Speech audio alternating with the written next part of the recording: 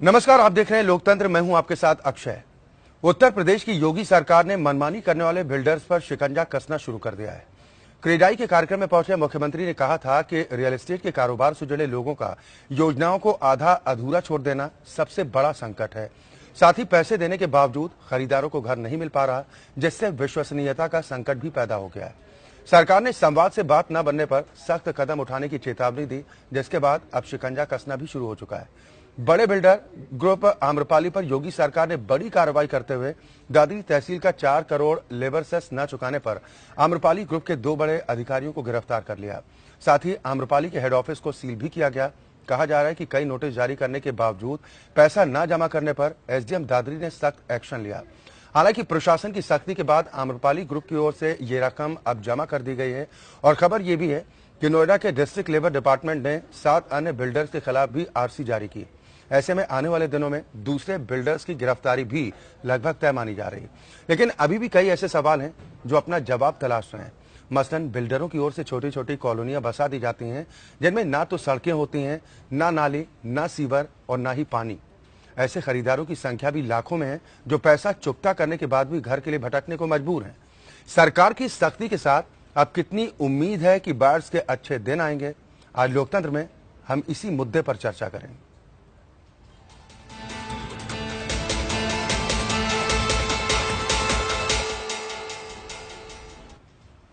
मुख्यमंत्री योगी आदित्यनाथ की बिल्डर्स को कड़ी कार्रवाई की चेतावनी देने के दूसरे दिन यानी कि मंगलवार को नोएडा में आम्रपाली ग्रुप के 2 अधिकारी गिरफ्तार किए गए। एसडीएम की छापेमारी में आम्रपाली के सीएमडी अनिल शर्मा के दामाद और ग्रुप के सीईओ ऋतिक सिन्हा और निदेशक निशांत मुकुल को गिरफ्तार किया गया। मामला दादरी तहसील के 4 करोड़ रुपए लेबर सेस के बकाये का है। हालांकि इस रकम को जमा कर दिया गया।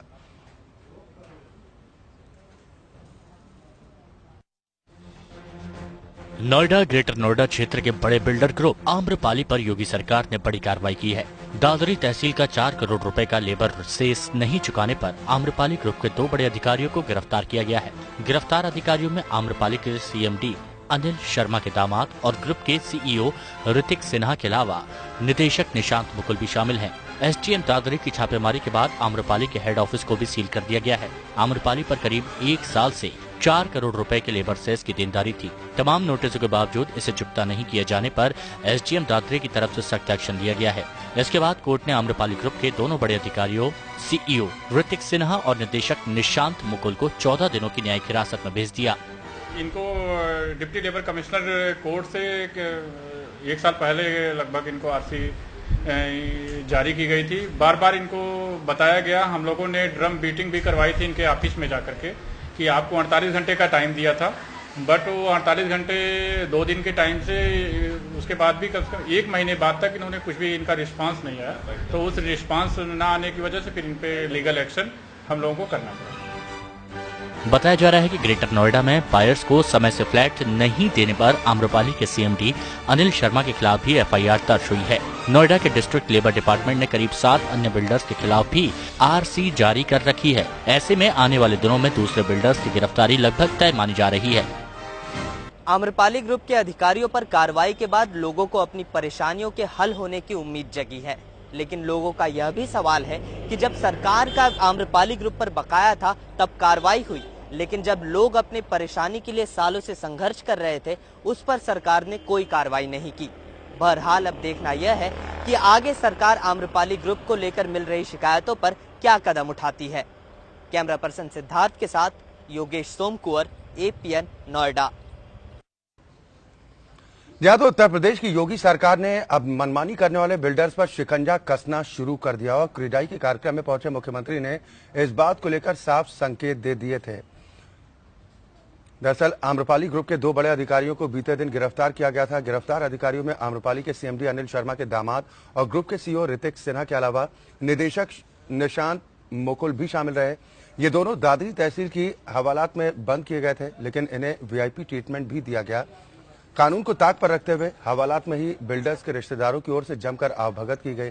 दादरी सरकारी अस्पताल के आपातकालीन वार्ड में ड्यूटी पर तैनात डॉक्टर और फार्मासिस्ट बिल्डर के लोगों का चेकअप करने दादरी तहसील के हवालात पहुंचे थे, जहां पर इस बात का खुलासा हुआ कि कैसे वीआईपी ट्रीटमेंट दिया गया।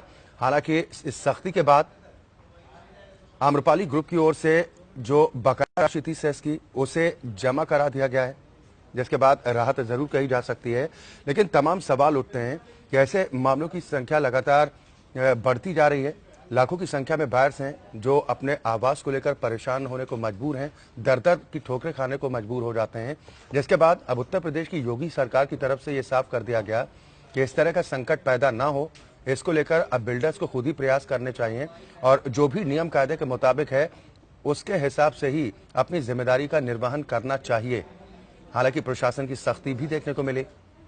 इस सख्ती के बाद अब इस बात को लेकर उम्मीद की जा रही है कि योगी सरकार इस दिशा में काफी गंभीरता के साथ आगे बढ़ रही है और ये साफ संकेत भी दे दिए हैं कि अब बिल्डर्स की मनमानी नहीं चलेगी। खरीदारों को जो परेशानियां उठानी पड़ती थी, अब उन्हें इन परेशानियों से निजात दिलाने की शुरुआत योगी सरकार की तरफ से की जा रही है। हालांकि मुख्यमंत्री योगी आदित्यनाथ की बिल्डर्स को कड़ी कार्रवाई की चेतावनी देने के दूसरे दिन नोएडा में आम्रपाली ग्रुप के 2 अधिकारियों के खिलाफ कार्रवाई की गई, उन्हें गिरफ्तार किया गया था। लेकिन इस सख्ती के बाद आम्रपाली ग्रुप की तरफ से इस बकाया राशि को जमा कर दिया गया है।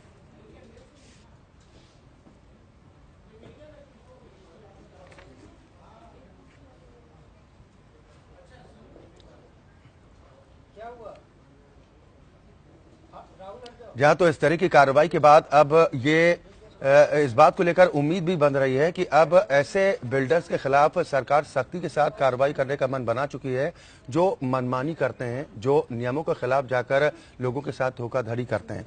आज इसी विषय पर हम चर्चा करेंगे। सभी खास मेहमान हमारे साथ जुड़ गए हैं। सबसे पहले अपने दर्शकों की मुलाकात अपने आज के मेहमानों से। मेरे साथ नोएडा से 3 खास मेहमान हैं। प्रदीप गुप्ता जी हैं, आप निदेशक हैं जियोटेक होम्स प्राइवेट लिमिटेड के। अन्नू खान जी हैं, आप अध्यक्ष हैं निफोमा के। साथ ही जितिन शर्मा हैं, आप रियलिटी एक्सपर्ट हैं। लखनऊ से 2 खास मेहमान हैं। राकेश त्रिपाठी, आप प्रवक्ता हैं भारतीय जनता पार्टी के। साथ ही उदयवीर सिंह जी हैं, आप प्रवक्ता हैं समाजवादी पार्टी। बहुत स्वागत है आप सभी मेहमानों का हमारे साथ इस कार्यक्रम में शामिल होने के लिए। शुरुआत जितिन मैं आपसे करना चाहूंगा। मनमानी करने वाले बिल्डर्स पर अब सख्ती की बात जिस तरह से योगी सरकार कर रही है, कितना प्रभावी ये कदम देख रहे हैं होगा? देखिए, एक प्रभावी कदम है और इस तरह के और भी कदम उठाए जाएंगे फ्यूचर में। जिस तरह की दिक्कतें, जिस तरह की परेशानियां आज बायर्स फेस कर रहे हैं, वो अगर उसके तहत देखा जाए तो ये बहुत छोटा एक कदम है। इसमें अभी इतने, अब हर हफ्ते अगर आप जाकर देखें, शनिवार रविवार को अगर आप नोएडा में जाकर देखें तो तमाम जगह जो है जो बायर्स हैं वो कहीं पर धरना दे रहे हैं, कहीं पर मतलब इतना ज्यादा लोग इस वक्त परेशान हैं। और मुद्दा क्या है कि उनके जो वादे उनके साथ किए गए वो पूरे नहीं किए जा रहे हैं। मकान उनको टाइम पर नहीं दिया जा रहा है। आज वो पूरा पैसा अपना जो हार्ड अर्न मनी है वो बिल्डर को देकर बैठा है, वहीं वो रेंट भी दे रहा है, वहीं पर वो ईएमआई भी पे कर रहा है। तो ये सब समस्याएं हैं जो जिसका निवारण होना जरूरी है, जिसके लिए सरकार को सख्त होना पड़ेगा ही। ठीक है, राकेश त्रिपाठी जी, मैं आपसे जानना चाहूंगा, इसे संकेत के तौर पर देखना चाहिए उन बिल्डर्स को जो मनमानी करते हैं कि अब सरकार इसी तरह सख्ती बरतेगी? देखिए अक्षय जी, एक बात बिल्कुल स्पष्ट है कि हमारी सरकार जब बनी है तब से हमने कहा है कि सरकार में लोक महत्वपूर्ण है, उपभोक्ता महत्वपूर्ण है। निर्माताओं की जो भी समस्याएं हैं उन समस्याओं का समाधान हम करेंगे, लेकिन हमारे लिए लोक महत्व का केंद्र है। यदि उपभोक्ताओं को समस्या है तो उस समस्या का समाधान होना चाहिए किसी भी स्थिति में। हम किसी को भी मनमानेपन की छूट नहीं दे सकते हैं। अगर किसी ने नियमों का उल्लंघन किया है, किसी ने अगर कोई बड़े बड़े दावे और वादे करके किसी को जो है एक भ्रमजाल फैला करके किसी से कोई योजना दिखा करके अगर पैसे ले लिए हैं और उसको वो योजना अगर नहीं पूरी करके दे रहा है तो सरकार मूक दर्शक नहीं बनी रहेगी। सरकार अपनी भूमिका का निर्वहन करेगी और सरकार ने अपनी भूमिका का निर्वहन करना शुरू किया है। जहां जहां भी नियमों का उल्लंघन हुआ है उन नियमों के पालन कराने के लिए सरकार कठोरता से कार्रवाई करेगी। जिन टैक्सों का अब तक निर्माताओं की तरफ से नहीं जमा किए गए उन टैक्सों की कठोरता से वसूली करेंगे।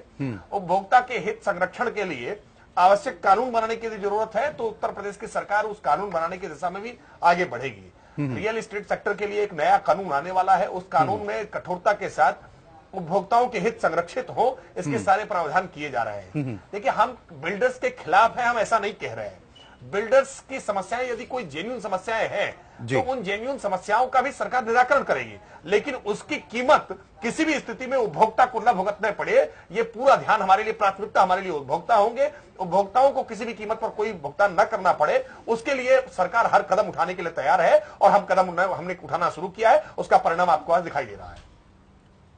चलिए, बिल्कुल, यानी कि सरकार की तरफ से स्पष्ट कर दिया गया है। लेकिन राकेश त्रिपाठी जी, एक सवाल और उठता है। सरकार की तरफ से जो रियल एस्टेट एक्ट 2016 जो पारित किया गया था, जिसके बाद ये उम्मीद की जा रही थी, हालांकि कुछ बिल्डर्स को ऐसा भी लगा था कि कहीं खौफ की स्थिति ना बन जाए, और इस तरह की कार्रवाई के बाद क्या बिल्डर्स को डरना चाहिए कि उनके खिलाफ कहीं इस तरह की शिकायतों के बाद कार्रवाई ना की जाए, कि जो नियमों का पालन भी करते हैं?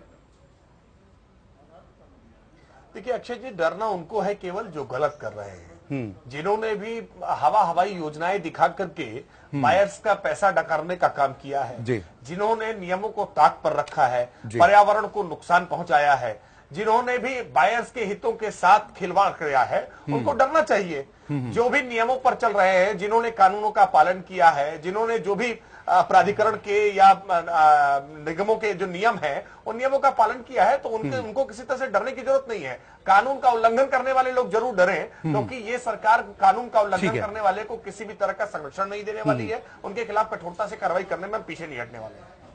चलिए, बिल्कुल, एक और खास मेहमान हमारे साथ इस चर्चा में शामिल हो गई हैं, अर्चना पाठक दवे। आप अधिवक्ता हैं सुप्रीम कोर्ट की। अर्चना जी, बहुत स्वागत है आपका इस कार्यक्रम में शामिल होने के लिए। प्रदीप जी, मैं आपके पास आऊंगा, लेकिन उससे पहले आप इस सख्ती को किस नजरिए के साथ देख रहे हैं? ये सरकार का बड़ा अच्छा कदम है, और जैसा सरकार ने ये 2016 का एक्ट पारित किया है रेरा का, अभी 13 राज्यों में इसके लिए अधिसूचना जारी करी है, जिसमें महाराष्ट्र ने शुरू कर दिया है काम।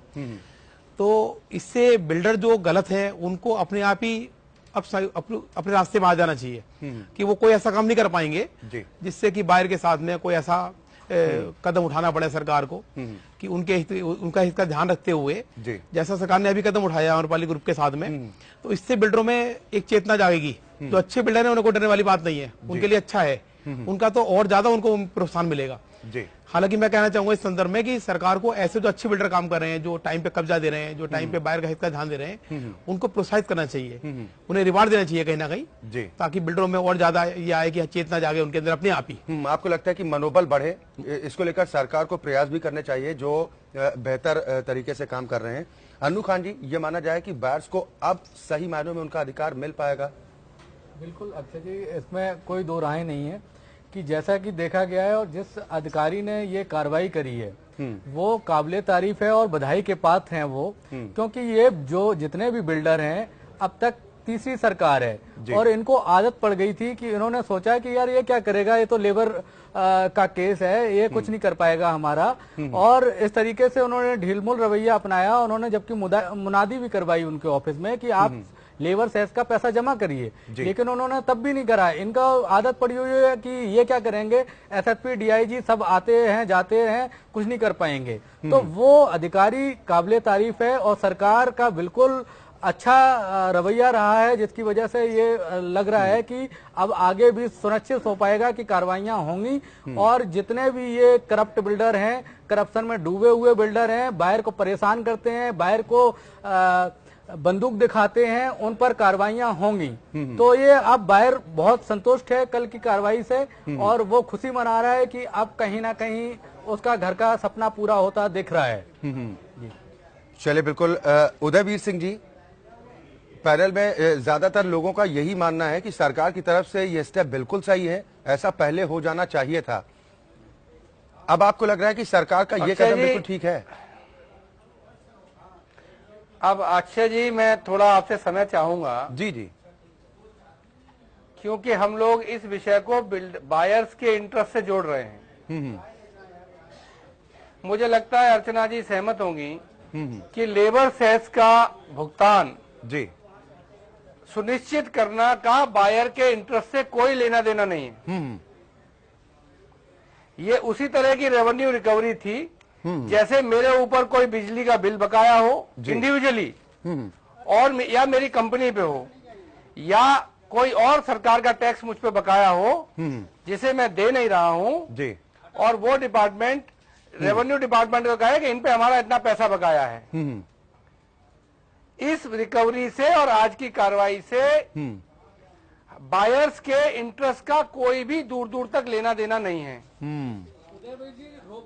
जो लेबर सेस का रिकवरी होती है वो बहुत, जो भी आप बिल्डिंग बनाएंगे, ये पैसा कहाँ गया, ये पैसा कहाँ गया? ऐसे ही उन्होंने सर्विस टैक्स, कई बिल्डरों ने सर्विस टैक्स जमा नहीं करा है, इन्होंने लेबर सेस का पैसा खा गए। पैसा गया कहाँ? पैसा इंक्वायरी होनी चाहिए ना कि पैसा कहाँ इन्होंने लगाया। ठीक है, रिकवरी करे सरकार। ठीक है, बहुत समय आपके पास सुन लेना। खान साहब अब सुन लेते हैं। अरे बहुत समय आपके पास सुन लीजिएगा। ठीक है उदयवीर जी, अपनी बात लीजिएगा। आप शुरुआत में इतने उत्साहित क्यों हो रहे हो? जो लेना देना है बायर्स का वो इस बात से है कि उनको क्या डेट ऑफ पोजेशन बिल्डर ने दी है, और उस डेट ऑफ पोजेशन पे अगर वो उनको पोजेशन नहीं देता है तो उसको सरकार किन रूल्स के तहत पेनलाइज करेगी, वो रेरा लागू होने के बाद होगा जी। जहाँ रेरा लागू है वहां होगा। ये नए रूल्स बनाने की जरूरत है, क्योंकि जब हम बिल्डर से प्रॉपर्टी लेते हैं जी, तो हम गवर्नमेंट को तो इन्वॉल्व करते नहीं। जो इस देश में कानून बने हुए हैं उन कानूनों के तहत ही कार्रवाई की जा सकती है जी। मैं बीजेपी सरकार को भी नहीं दोष देना चाहता, मैं किसी को इसमें दोष देने का कोई मतलब ही नहीं है। जो कानून है उन कानूनों में दो लोग कॉन्ट्रैक्ट में आते हैं, एक बिल्डर और एक बायर जी। अगर ब्रीच ऑफ कॉन्ट्रैक्ट होता है तो उसके लिए लॉज है, कोर्ट जाना पड़ जाता है। सरकार को ऐसा कानून लाना है। रेरा 13 स्टेट्स में लागू हो चुका है, यूपी में भी लागू होना चाहिए था। हमारी सरकार में भी समय बात चली थी, लेकिन वो नोटिफिकेशन जारी नहीं हो पाया। 13 ही राज्यों में हो पाया है, और बीजेपी की सरकार भी इस पे विचार कर रही है। केंद्रीय कानून है वो यहाँ भी लागू होगा जब आगे पीछे होगा। इसको दिल पे लेने की बात नहीं है। आज की कार्रवाई is a revenue recovery. Sir दिल पर कौन ले रहा है ये तो ठीक है, लेकिन कम से कम बायर्स के जहन में एक चीज तो गई कि कम से कम अब सरकार की तरफ से जो कदम उठाए जा रहे हैं उसके आने वाले वक्त में कुछ बेहतर परिणाम देखने को मिल सकते हैं। अर्चना जी मैं आपके पास आऊंगा। रियल एस्टेट बिल 2016 की अगर बात करें, नहीं मान्यवर, ठीक है सर मैं आऊंगा। उदयवीर जी मैं आपके पास आऊंगा सर, एक मिनट इंतजार कीजिए। आपकी सवाल में जवाब के दे दूं मैं। अर्चना जी, मकान खरीदारों के लिए हितों की सुरक्षा कैसे करता है रियल एस्टेट बिल 2016? जैसे मियाद भी दी गई थी कि जुलाई 2017 तक आपको लागू करना है, राज्यों की जिम्मेदारी है। देखिए अक्षय जी, मैं आपको बताऊंगी कि हम इसे एज लॉयर्स हम इसे बहुत पॉजिटिव देख रहे हैं रेरा को। उसका कारण ये है कि अभी तक हम कंज्यूमर कोर्ट्स में बायर्स के लिए लड़ते रहे हैं, और उसमें ये देखा जाता है कि जो होल प्रोसेस है वो बहुत लंबी है, और वहां पे कई सालों साल लग जाते हैं बायर्स को अपना क्लेम सिद्ध करने में। पहले वो डिस्ट्रिक्ट में जाते हैं, depending upon what ever there claim is, कितना अमाउंट है उसके अकॉर्डिंगली डिस्ट्रिक्ट में जाते हैं। उसके बाद स्टेट कमीशन होता है, फिर नेशनल कमीशन है, उसके बाद फाइनल सुप्रीम कोर्ट है। तो 4 फोरम से होकर आपको फाइनली गुजरना पड़ता है, तब जाके आप फाइनली आपके हाथ में कुछ आता है। तो मैं इसे बहुत पॉजिटिव उससे देख रही हूँ, क्योंकि एक बार ये रेरा लागू हो गया तो इसमें एक बहुत इंपॉर्टेंट चीज जो है वो जो मुझे बहुत पॉजिटिव लगी वो ये है कि 50% अमाउंट जो आपने कलेक्ट किया है बायर से, उसको आपको एक अलग डेवलपमेंट फंड में रखना है, जो कि आप कंस्ट्रक्शन के टाइम पे यूज करेंगे। इसका मतलब ये है कि पहले आपने बायर्स जो पैसा देते थे उसका अल्टीमेटली जो बिल्डर है वो कैसे यूज कर रहा है, किस लेवल तक यूज कर रहा है, कितनी प्रोग्रेस हो रही है, उसके बारे में उसका कोई से नहीं था। अब जब वो एक अकाउंट में अलग से जमा किया जाएगा तो ये कहना कि कई बार मार्केट फ्लक्चुएट हो गया तो पैसा नहीं है या दूसरे प्रोजेक्ट में लगा दिया, वो वाली जो चीजें हैं वो खत्म हो जाएंगी, क्योंकि आपका प्रोजेक्ट, इस प्रोजेक्ट के लिए आपने पैसा लिया है वो इसी में रहेगा, आप कहीं और उसे इन्वेस्ट नहीं करते थे। जी। मैंने ये भी देखा कि बहुत से बिल्डर्स जो रातों रात एकदम, जैसे हम कहते हैं ना कि एक रात के अंदर ऊपर कुछ पहुंच गए, उसका एक ये रीजन भी था क्योंकि उन्होंने एक प्रोजेक्ट के सपने दिखाकर वहां से बायर्स से पैसा इकट्ठा किया और उसके बाद वो उसे मल्टीप्लाई करते रहे दूसरे, तीसरे, चौथे प्रोजेक्ट में। पहले की कोई डिलीवरी का कुछ पता ही नहीं था। तो मैं ये समझ रही हूँ कि हाँ थोड़ा स्लो हो रहा है। मैं स्टेट्स अगेन नाउ ये एक बार जब सेंटर ने इसको पास कर दिया है तो ये स्टेट्स के ऊपर है कि वो इसे तुरंत अपनी अपनी स्टेट्स में लागू करे। मध्य प्रदेश में ये लागू हो चुका है और भी स्टेट्स हैं, महाराष्ट्र जैसे इन्होंने बताया। तो जब ये लागू होगा, एक टाइम लिमिट इसमें दी हुई है, एक पर्टिकुलर टाइम लिमिट के अंदर इसके फैसले तय करने होंगे। मुझे लगता है it is a very positive step and we should see how it comes. ठीक है राकेश त्रिपाठी जी, उदयवीर सिंह जी जो कह रहे हैं कि अगर सरकार इतना गंभीर है खरीदारों को लेकर तो नियम कायदे को लागू क्यों नहीं करती? जब बिल पास हो गया तो आप राज्य में लागू कर दीजिए। देखिए अक्षय जी, बहुत जल्दी ही उत्तर प्रदेश में भी उपभोक्ताओं के हितों के लिए, बायर्स के हितों के लिए इस प्रकार का कानून लागू होगा। हम इसके लिए पहले ही एश्योर कर चुके हैं। लेकिन जहां तक बात रही आज भू राजस्व की वसूली के लिए, देखिए ये बड़े बड़े बिल्डर्स के खिलाफ इस प्रकार के तमाम सारे मसले ऐसा चलता है, सिस्टम में चलते रहे हैं तमाम। आज इस कार्रवाई से ये स्पष्ट हुआ है कि कोई बहुत बड़ा है, बहुत रसूखदार है, तो उसको कानून की जद में नहीं है, ये स्थापित हो गया कि वो भी कानून की जद में है, उसको भी नियमों का पालन करना होगा। अगर इस प्रकार की कार्रवाइयां होंगी तो अपने आप ही नियमों का पालन करने का दबाव बिल्डर्स पर बनेगा। आज की इस कार्रवाई का असर आपको आप तमाम बिल्डर्स पर दिखाई पड़ेगा कि वो नियमों का पालन करें। जो उन्होंने वादे अपने बायर्स के साथ किए हैं वो वादों का भी पालन करें। आने वाले समय में जो कठोर कानून आ रहे हैं उन कठोर कानूनों के तहत पालन सुनिश्चित कराया जाए, ये भी सरकार की प्राथमिकता होगी। देखिए कानून ही केवल बना देना मुझे लगता है समस्या का हल नहीं है। महत्वपूर्ण यह है कि जो मौजूद कानून है उस कानून को ठीक ढंग से इंप्लीमेंट कराया जाए। आज जो जिस तरह से लेबर सेस की रिकवरी लंबे समय से ऐसे पड़ी रहती है लेकिन उसकी रिकवरी नहीं होती है। तमाम आप बिजली के बिलों से लेकर के और तमाम अलग अलग विभागों के बिल रसूखदार लोगों के ऊपर पड़े रहते हैं और रसूखदार उसका भुगतान करने के लिए तैयार नहीं होते हैं। लेकिन सरकार ने आज प्राथमिकता के तहत कठोरता के साथ जिस तरह से इसकी वसूली कराने का काम किया है, जिस तरह से उनको ऊपर कठोरता दिखाई है, इसका एक पॉजिटिव असर दिखाई पड़ेगा आपको और अन्य बिल्डर्स पर भी, और इसका सीधा फायदा बायर्स को सीधे रूप में मिलेगा। ठीक है प्रदीप जी, एक चीज मैं आपसे समझना चाहूंगा। ये कहा जा रहा है कि कुछ राज्यों ने नियमों में कुछ बदलाव कर दिया है, जो पॉइंट्स दिए गए सरकार की तरफ से कि अब इसके इन नियमों का पालन करना होगा बिल्डर्स को, उसमें कुछ राज्यों की तरफ से बदलाव, ये बदलाव ठीक है या एज इट इज उसी तरह से अगर फॉलो किया जाए तो ज्यादा बेहतर होगा? देखिए अक्षय जी, जो कानून बनता है ना, कानून के अंतर्गत जब वो लागू होता है तो उसमें कुछ डिफिकल्टी आती है। हर राज्य की अलग अलग हिसाब किताब है। जैसे महाराष्ट्र का है जी, वहां पर गवर्नमेंट का जो लैंड का तरीका है, बिल्डर का, प्राइवेट का, वो अलग है। एनसीआर में अलग है वो, तो हर जगह एक सा कानून नहीं चल सकता। पर कानून अच्छा बना है और कड़ा कानून है इसके अंतर्गत। इसमें अभी तो जो बिल्डर पे लायबिलिटी है, जैसे इन्होंने अभी कल स्टेप लिया है, केवल इसका लेबर सेस का लिया है जी। बिल्डर पे लायबिलिटी बहुत प्रकार की होती है। अथॉरिटी की लायबिलिटी बहुत बड़ी बात है, जो बिल्डर पे है, आम बात है वो जी। कड़े कानून बनने के बाद और कड़ी सख्ती के साथ अगर सरकार इसको हमें इस्तेमाल करती है बिल्डर के खिलाफ में, तो बिल्डर के अंदर एक डर पैदा होगा और जो बायर हैं वो अपने आप को सुरक्षित महसूस करेंगे। जो 2010 से 2008 से जो योजना चालू कर रखी बिल्डरों ने, अभी तो एक छोटी सी कार्रवाई है ये। कैसे काफी प्रोजेक्ट ऐसे हैं जो 2010 से बायर बैठा हुआ है, इंतजार कर रहा मकान का, नहीं मकान मिल पा रहा उसको। तो काफी समय से हमें आवश्यकता थी कि ऐसा कानून आए देश के अंदर, और इस कानून के अंदर जिस तरीके से पहले 2 साल के अंदर था कि 2 साल के अंदर ही अगर जो आपने जो बिल्डर ने बनाई है, बिल्डिंग बनाई है, कि 2 साल में उसका वो करना पड़ता था कि 2 साल में अगर वो सही बनी है गलत बनी है। अब इसके अंदर 5 साल का पीरियड दे दिया गया है। दूसरे, अब बिल्डर को हैवी पेनल्टी देनी पड़ेगी इसके अंदर कि 10% उसको जो फ्लैट की कीमत है वो देनी पड़ जाएगी अगर वो मकान ढंग से नहीं बनाता है, क्वालिटी ढंग से नहीं होती है। तो बायर के लिए एक 5 साल तक का पीरियड मिल गया जी।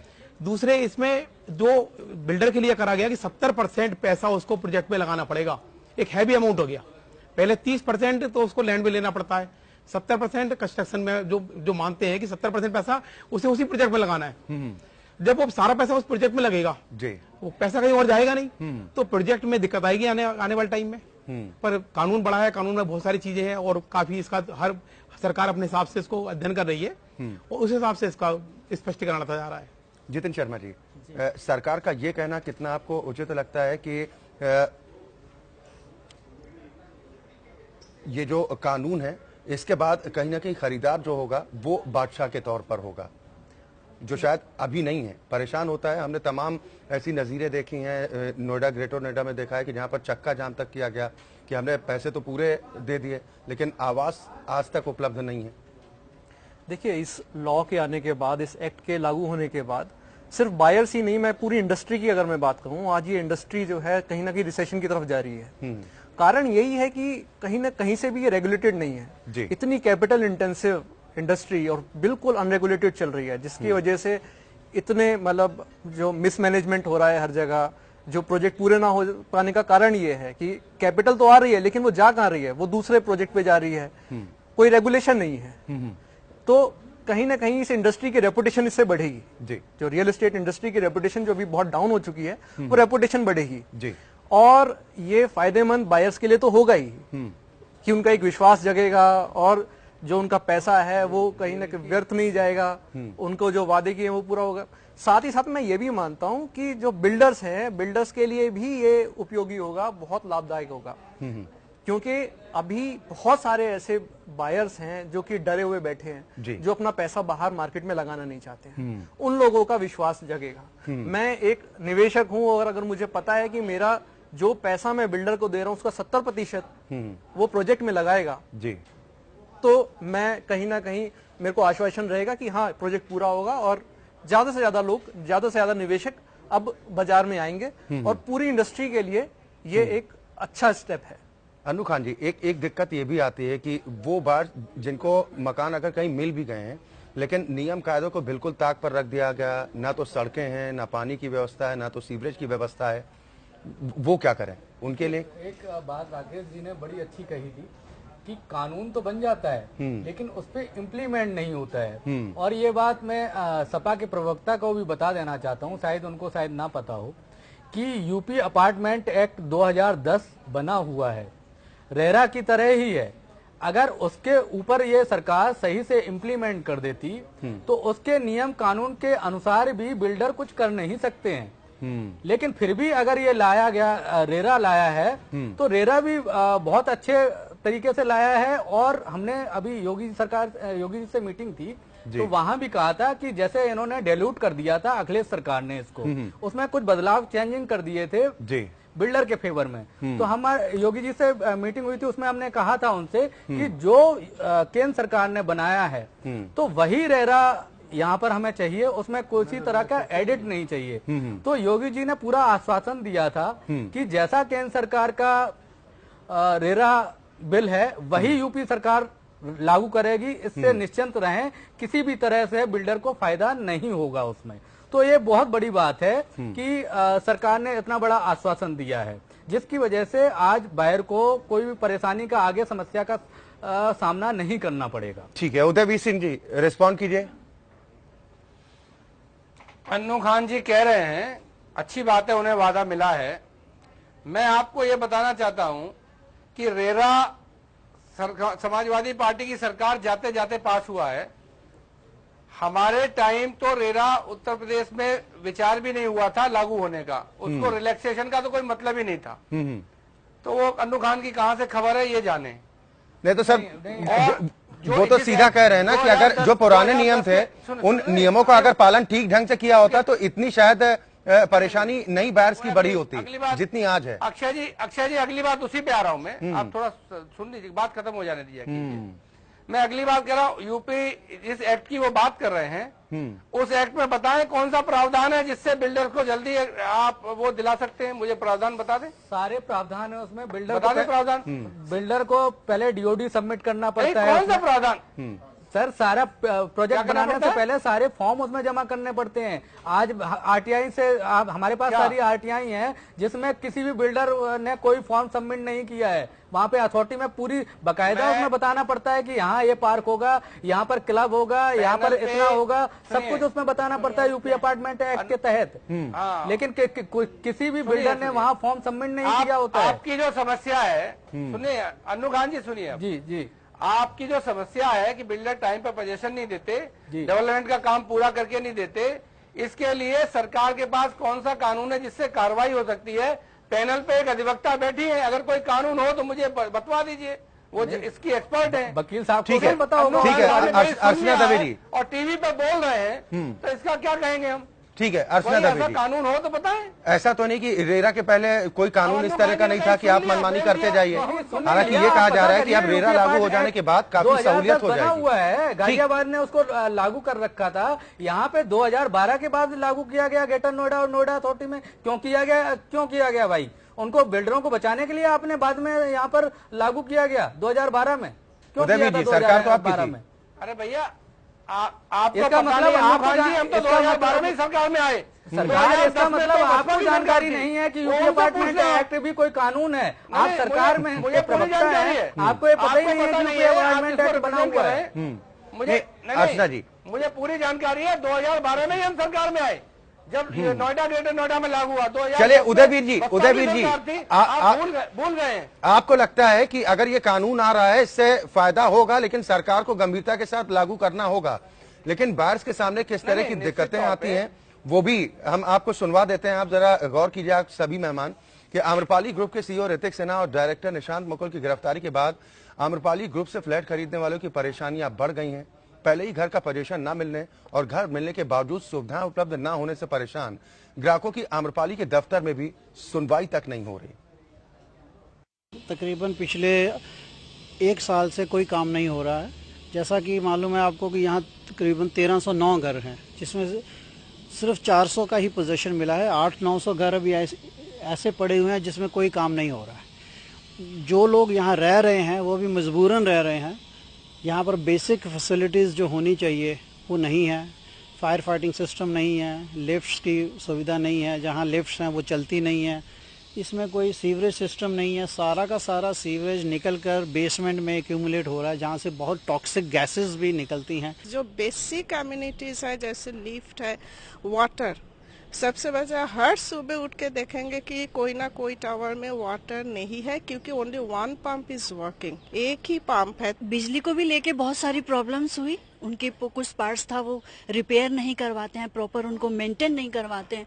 इतनी बड़ी सोसाइटी है, सबसे बेसिक फायर फाइटिंग का यहाँ पे कुछ भी नहीं है। एक बार जब आदमी रहने लगता है तो कुछ बेसिक चीज़ों की ज़रूरत होती है। पानी हो गया, बिजली हो गई, सीवेज सिस्टम हो गया, ठीक है। अगर ये ना हो तो फिर ये रहना मुश्किल है। तो जब इन्होंने पोजीशन दिया इन फ्लैट्स का, तो उसके साथ ये सुविधाएं भी देनी चाहिए थी। बिल्डिंग है, स्ट्रक्चर है, नीचे पानी इतना भरा हुआ है -2 में। कल अगर इसका कुछ हो गया तो ये पूरी बिल्डिंग ही खत्म हो जाएगी। तो पहले तो हमें अपनी लाइफ का तो देखें। अथॉरिटी और डेवलपर पूरे मिले हुए हैं, मैं आपको सही बताऊँ 100% मिले हुए हैं और कुछ नहीं करते हैं। अथॉरिटी वाले भी बस खाना पूर्ति करके यहाँ इंस्पेक्शन किया, बस चल दिया। फ्लैट है हमारे 3 साल हो गए और हमें कोई फ्लैट नहीं मिला। पैसे हमने पूरे दे रखे हैं यहाँ। तो पिछले साल आई थी तो मुझे उन्होंने बताया था कि 17 जून में आपका पोजीशन होगा, तो मैं वही अभी तक कोई इन्फॉर्मेशन नहीं गई। या तो ये वो खरीदार है जिन्हें आवास तो मिल गया, लेकिन सुविधाएं किस तरह की मिली ये आपने सुना। सभी खास मेहमान हमारे साथ जुड़े हुए हैं। उदयवीर सिंह जी कुछ कहना चाहेंगे? हाँ, निश्चित तौर पे मैं आपसे पहले भी कह रहा हूं कि सख्त कानून की जरूरत थी, और रेरा जब लागू होगा और उसमें कुछ मॉडिफिकेशंस की जरूरत अगर पड़ेगी स्पेसिफिक, तो वो भी सरकार को समय समय पे करना चाहिए। मैं सिर्फ ये कह रहा हूं कि एग्जिस्टिंग कानून जो थे वो पर्याप्त नहीं थे, वरना लोग, सरकारें काम करती, सरकारें काम नहीं करती तो उनके ऊपर कोई न कोई लोग कोर्ट जाते, कोर्ट से कराते। तो बहुत सारी चीजें हैं जो कानून के बाहर थे। और वहां से ऑर्डर लेकर आना, ये आम आदमी की दिक्कतें हैं जो हमने सुनी है, और मैं इनसे इत्तेफाक रखती हूँ, क्योंकि हम उन कंज्यूमर्स के साथ, उन बायर्स के साथ रात दिन बिताते हैं। कोर्ट्स में, कंज्यूमर कोर्ट्स की अब तक जो हालत थी, आज अगर कोई तारीख लगी है, अगली तारीख 6 महीने बाद होगी। आप बताइए, अगर आप कहीं पे इस तरह से फ्लैट लें और आपको इस तरह से तारीख मिलती जाए और आप बिल्डर को कोई नुकसान नहीं हो उसमें, तो आप बताइए आपको कैसा लगेगा।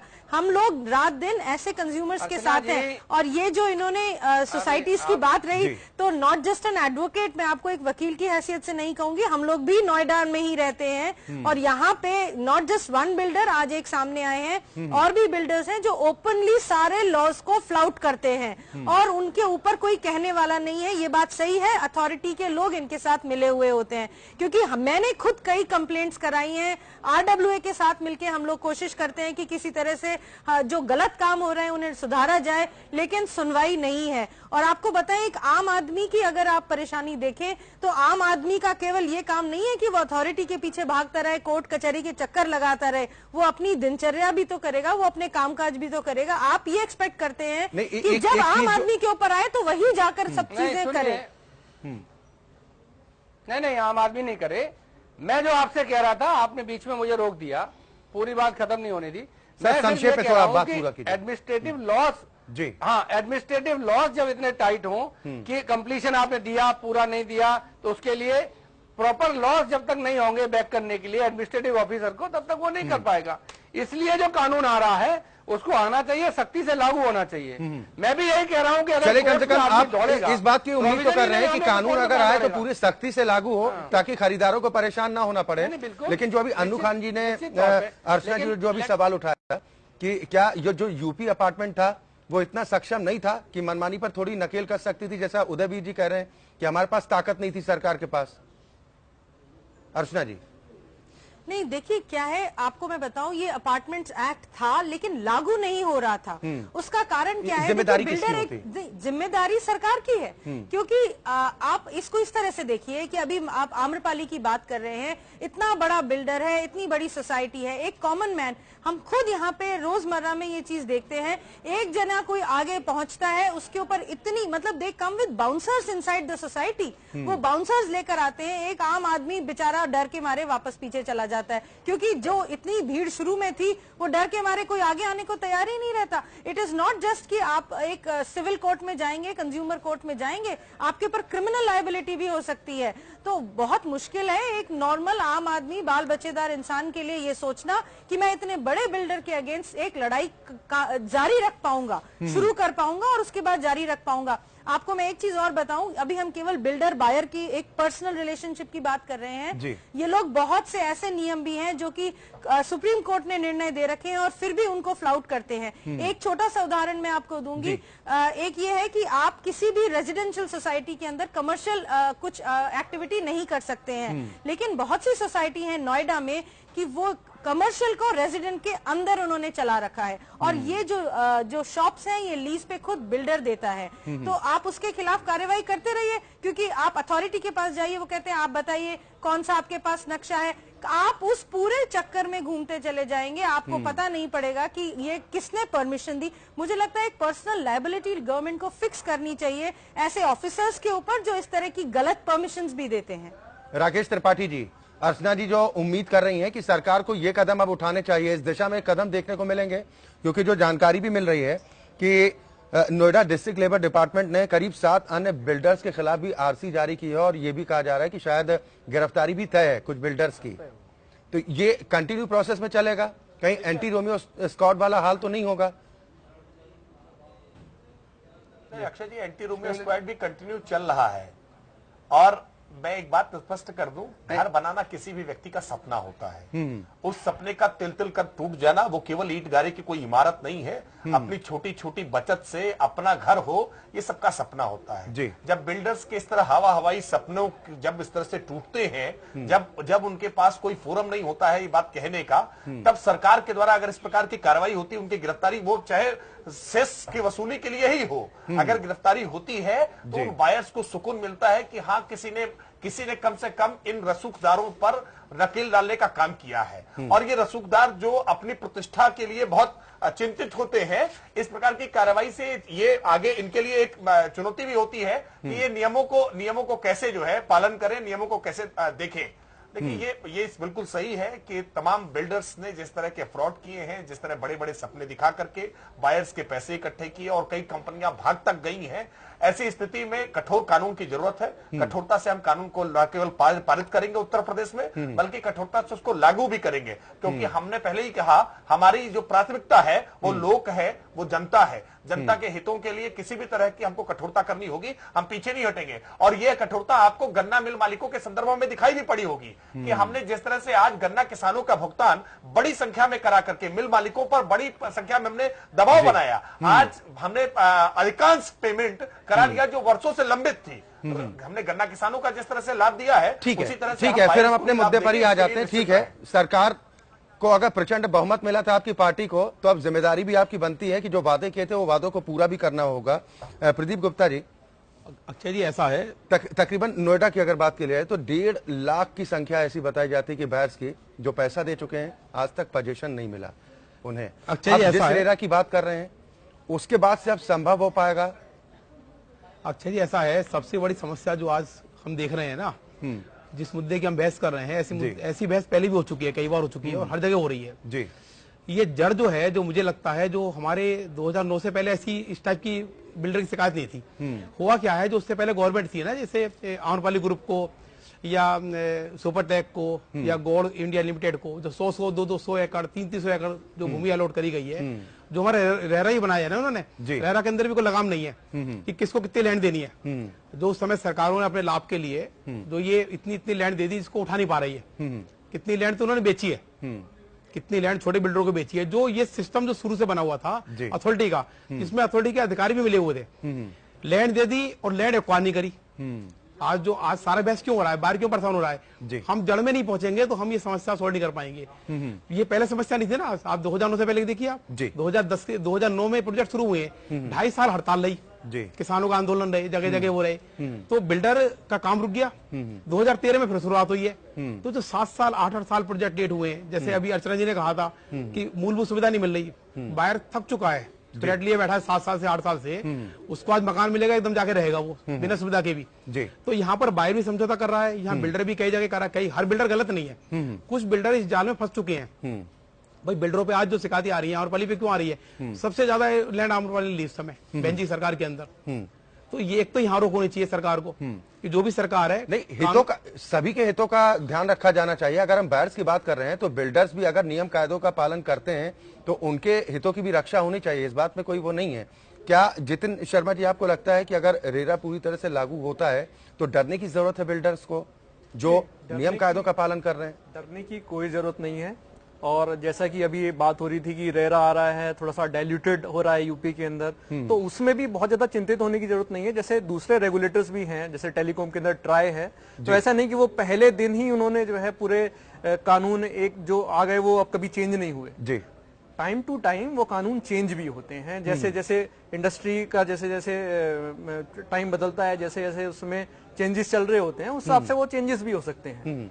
तो और दूसरी बात, डरने की इसमें किसी को कोई जरूरत नहीं है। हाँ, डरने की उनको जरूरत है जो कि सही नहीं करना चाहते हैं।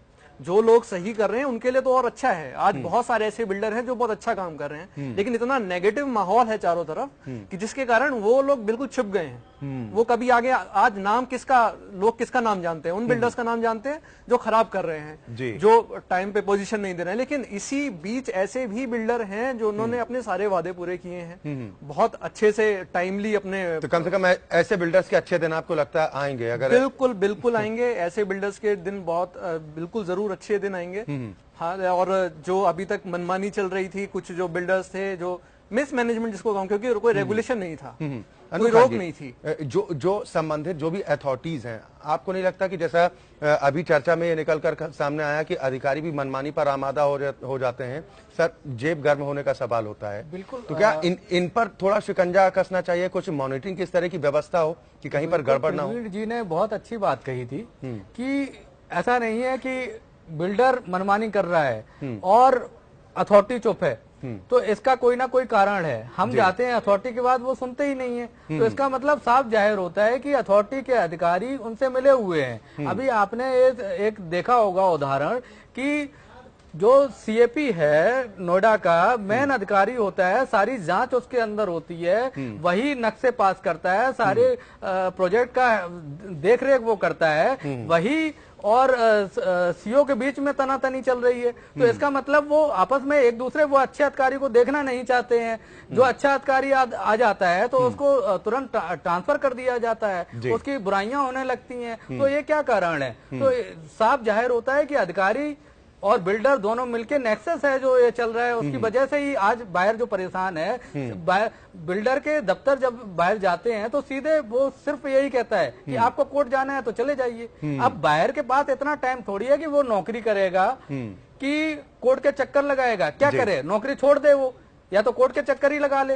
तो ये सरकार को बहुत जिम्मेदारी से देखना पड़ेगा, समझना पड़ेगा कि जो कानून बना रहे हैं आप उसको इम्प्लीमेंट हो, और जो अधिकारी बैठे हुए हैं नीचे, सपोज करो कि सीओ साहब ने ऑर्डर दे दिया नीचे सीएपी को, सीएपी आगे फाइल पे साइन ही नहीं कर रहा है, आगे ही नहीं बढ़ा रहा है, कार्रवाई नहीं कर रहा है, नीचे के अधिकारी कुछ कार्रवाई नहीं कर रहे हैं और बाहर चक्कर लगा रहा है, रिप्रेजेंटेटिव उसके चक्कर लगा रहे हैं। तो ये देखना पड़ेगा कि कार्रवाई क्यों नहीं हो रही है। जितिन कुछ कहना चाह रहे थे। मैं यही कह रहा था कि रीरा आने के बाद इन्हीं सब चीजों से बहुत ज्यादा छूट, मतलब बायर्स जो हैं उस चीज से, क्योंकि बायर्स कहाँ अथॉरिटी के चक्कर लगाएंगे, उनको कहाँ पता है कि भाई किसके पास जाना है किसके पास नहीं जाना है। उसके बाद अधिकारी चेंज हो गया, पता चला उसकी नहीं, वो मतलब बायर को फिर समस्या आ गई, तो ये सब चीजें खत्म हो जाएंगी। अब बायर को कहीं नहीं जाना, उसको सिर्फ एक रीरा की एक वेबसाइट रहेगी, वहां पर उसको सारी जानकारी, जो भी इसको उचित जानकारी चाहिए उसको वहां पर मिल जाएगी। कोई शिकायत उसको दर्ज करनी है वो भी वहां की जा सकती है। तो ये अभी तक जो बिल्कुल जो ब्यूरोक्रेसी की वजह से और जो बहुत सारे तमाम पॉलिटिकल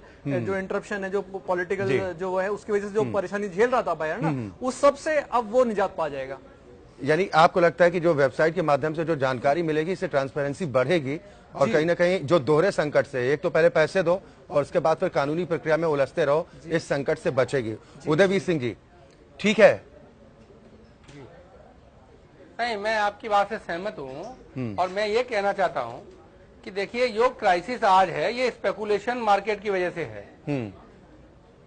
बहुत सारे इन्वेस्टर स्पेकुलेट करने लगे, फायदा होगा। बहुत सारे बिल्डर्स ये सोचने लगे कि इतना डिमांड बढ़ेगी, उसके हिसाब से उन्होंने बड़े बड़े लैंड्स ले लिए। तो राइट्स एंड रेस्पॉन्सिबिलिटीज दोनों साथ चलते हैं। बहुत सारे, देखिए ये पूरी एक साइकिल है, सर्कुलेशन पूरा सिस्टम है। अगर ये चलेगा तो सब ठीक चलेगा, और अगर एक जगह ब्लॉक हो जाएगा तो पूरा सिस्टम ब्लॉक हो जाएगा। नहीं तो ऐसी गुंजाइश क्यों रह जाती है? नहीं, आप ऐसी गुंजाइश क्यों उदयवीर सिंह जी कि जहां पर आपको पता है कि आगे आपने कहा कि पूरा काम प्रभावित हो जाता है, तो उसको लेकर कदम उठाने चाहिए ना? नहीं, कोर्ट्स की डिपेंडेंसी खत्म करके अगर आप एडमिनिस्ट्रेटिव डिसीजन होंगे तो चीजें फास्ट हो जाएंगी। जो रेगुलेटरी अथॉरिटी हो या कोई भी हो वो तुरंत निर्णय लेंगी। जो अर्चना जी कह रही हैं वो बात से मैं सहमत हूँ, लेकिन दिक्कत ये है जैसे हमने स्पेकुलेट करके एक किसी प्रोजेक्ट में 40% बायर्स ने बेचारों ने पूरा पेमेंट दे दिया, 60% पेमेंट लोग किस्त नहीं दे रहे हैं, उन पे इंटरेस्ट लग रहा है, तो 40% तो बेचारा सही चिल्ला रहा है।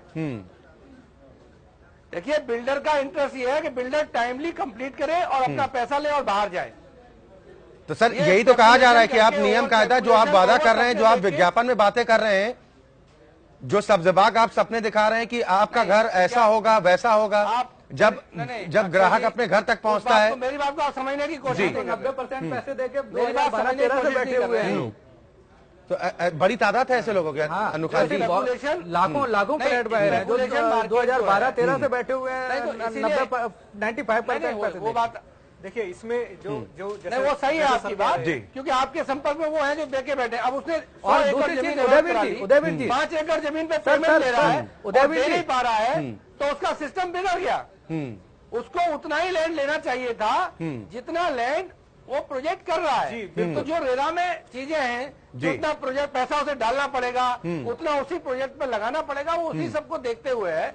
और अच्छा जी, सबसे बड़ी दिक्कत यहाँ पर क्या आई है कि यहाँ पर जो है इन्वेस्टर नहीं थे, ज्यादातर जो हैं एंड यूजर जिन्होंने घर का सपना देखा था उन्होंने फ्लैट लिए थे।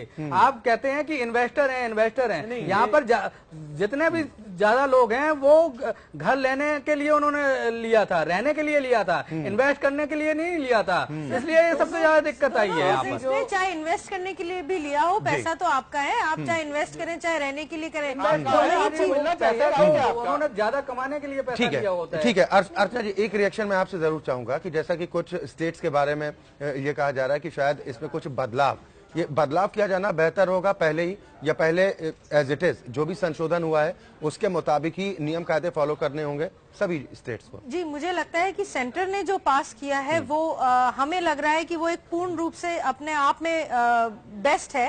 और किसी स्टेट्स में जैसे उन्होंने बताया, महाराष्ट्र में हो सकता है किसी तरह की कोई दिक्कतें हो, पर वो ऐसा नहीं होना चाहिए कि वो पूरे रेरा को एक तरह से टूथलेस टाइगर बना दे। इतना हद तक संशोधन नहीं होना चाहिए। जो स्पिरिट है उस एक्ट की, नियम कायदे के हिसाब से ही उसमें आप संशोधन कीजिए। और दूसरी चीज एक पॉजिटिव इसमें ये भी है कि रेरा, आप ये देखिए कि एक डेडिकेटेड अब एक एक्ट है जो कि केवल कंज्यूमर्स, पहले जो हम कंज्यूमर कोर्ट्स में जाते थे वो आप एक वन ऑफ द कंज्यूमर्स होते थे, अब आपके लिए एक पूरी एक्ट है, पूरी अथॉरिटी है जो केवल इसी चीज के अंदर स्पेशलाइज्ड है कि वो यही देखेगी कि बिल्डर और बायर्स के बीच के अंदर जो समझौता है, जो कॉन्ट्रैक्ट है, वो क्या प्रॉपरली आगे चल पा रहा है या नहीं चल पा रहा है। ठीक है, राकेश त्रिपाठी जी, एक फाइनल कमेंट क्या कहना चाहेंगे आप बिल्डर्स को यूपी सरकार की तरफ से कि अभी भी मौका है, नियम कायदा फॉलो कर लीजिए और जो आपकी जिम्मेदारी उसको पूरा कर दीजिए।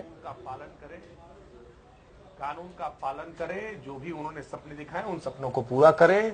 हवाई वादे दिखा करके और जनता का पैसा ढका जाने वाले लोग सावधान रहें। सरकार पूरी सख्ती से निपटेगी, किसी भी तरह का कोई जनता के हितों के साथ खिलवाड़ करने की छूट नहीं मिलेगी। सरकार उसमें कोई भी कोताही नहीं बरतेगी। चलिए, बिल्कुल, बहुत शुक्रिया आप सभी मेहमानों का हमारे साथ इस कार्यक्रम में शामिल होने के लिए। तो अब सरकार की तरफ से कहा जा रहा है कि ऐसे बिल्डर्स के खिलाफ कार्रवाई की जाएगी जो मनमानी करने पर आमादा हैं और एक एक्शन के साथ इसकी शुरुआत भी होती दिख रही है। भले ही सेस से जुड़ा ये पूरा मसला था, लेकिन सख्ती थी, जिसके बाद अब वो सेस की रकम भी जमा कर दी गई है और ये कहा जा रहा है कि कई ऐसे बिल्डर्स की लिस्ट भी तैयार है जिन पर आरोप मनमानी के लग रहे हैं, धोखाधड़ी के आरोप लग रहे हैं। सरकार ऐसे लोगों के खिलाफ भी अब एक्शन की तैयारी कर रही है। लोकतंत्र में आज के लिए बस इतना ही।